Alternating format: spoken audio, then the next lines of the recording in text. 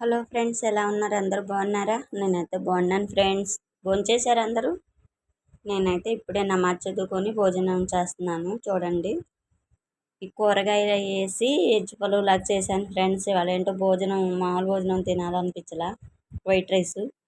అందుకని పలావ్ లాగా కొంచెం కూరగాయలు మొత్తం వేసుకొని వండుకుందామని వండాను ఫ్రెండ్స్. చూడండి, అందులో ఒక గుడ్డు ఉడకబెట్టి వేసేసాను. పెరుగు చట్నీ చేశాను ఫ్రెండ్స్. నాకు ఒక్కదానికే కదా అని పెరుగు చట్నీ చేసుకున్నాను. చిన్న గ్లాస్ అయితే వైట్ రైస్ వండుకుందాము, ఏమైనా కూర తెచ్చి వండుకుందామని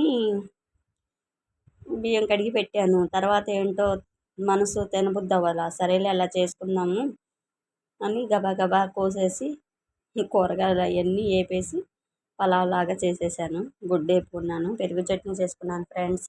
భోంచేశారు అందరూ? భోంచేయకపోతే భోంచేద్దాం రండి. టేస్ట్ చూసి చెప్తాను మీకు. బా సూపర్ వచ్చింది ఫ్రెండ్స్.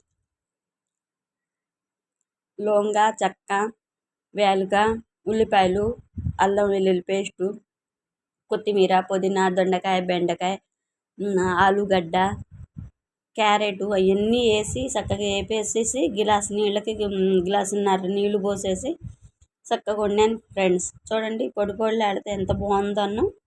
బాగుంది కదా? నచ్చితే లైక్ చేయండి, ఫాలో చేయండి ఫ్రెండ్. ఉంటా బాయ్. సపోర్ట్ ఇవ్వండి ఫ్రెండ్స్. ఉంటా బాయ్.